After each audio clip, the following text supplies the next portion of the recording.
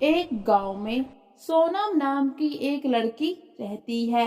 सोनम अपनी माँ और बहन के साथ रहती है। सोनम की माँ सौतेली है और बहन भी सौतेली है।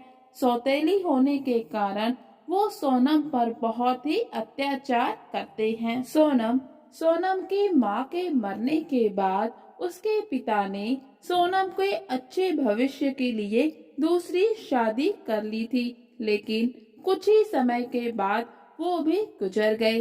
सोनम के पिता के गुजरने के बाद सोनम की माँ ने उस पर अत्याचार करना शुरू कर दिया। सोनम की सौतेली माँ और बहन नीता हर वक्त उस पर अत्याचार करते रहते और सारे घर का काम उसी से करवाते। फिर एक दिन सोनम अपनी सौतेली माँ और सौतेली बहन के अत्याचार से बहुत ही परेशान हो जाती है। वो मन ही मन में बहुत दुखी हो जाती है।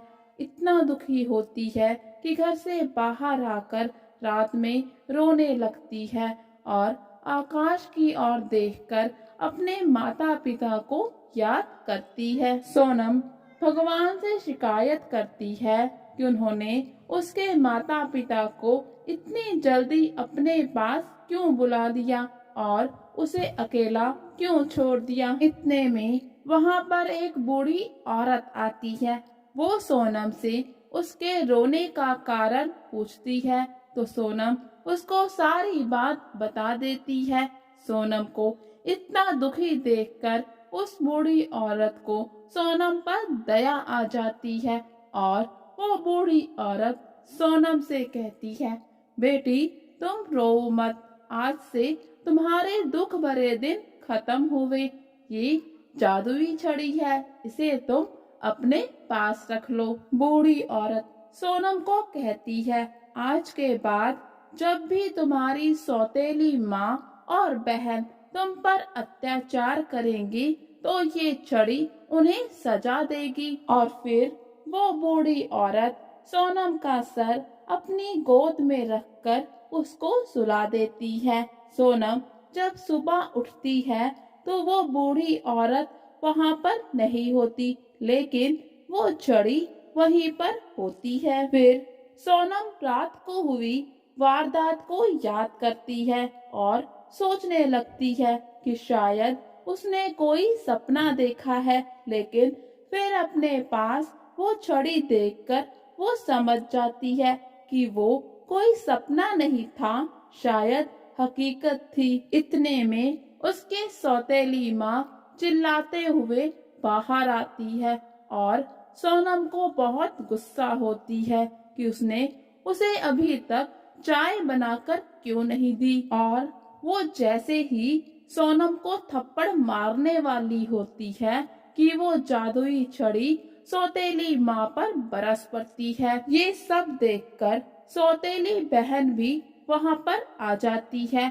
और अपनी माँ को बचाने का प्रयास करने लगती है, लेकिन वो असफल रहती है और फिर सोनम की तरफ उसे मारने के लिए बढ़ती है। तो फिर छड़ी का प्रकोप सौतेली बहन पर भी चढ़ जाता है, लेकिन सोनम को ये सब अच्छा नहीं लगता।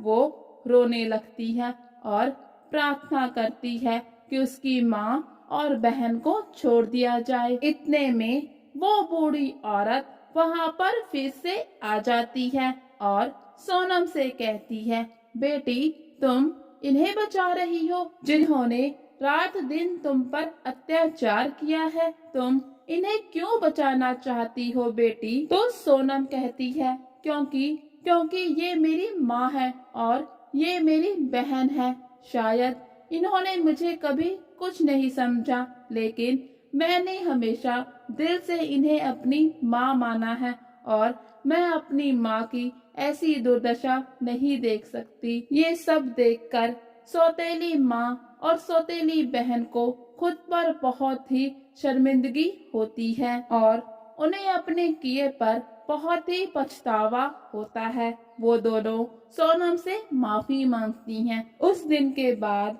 सौतेली माँ और बहन सोनम पर कोई भी अत्याचार नहीं करती।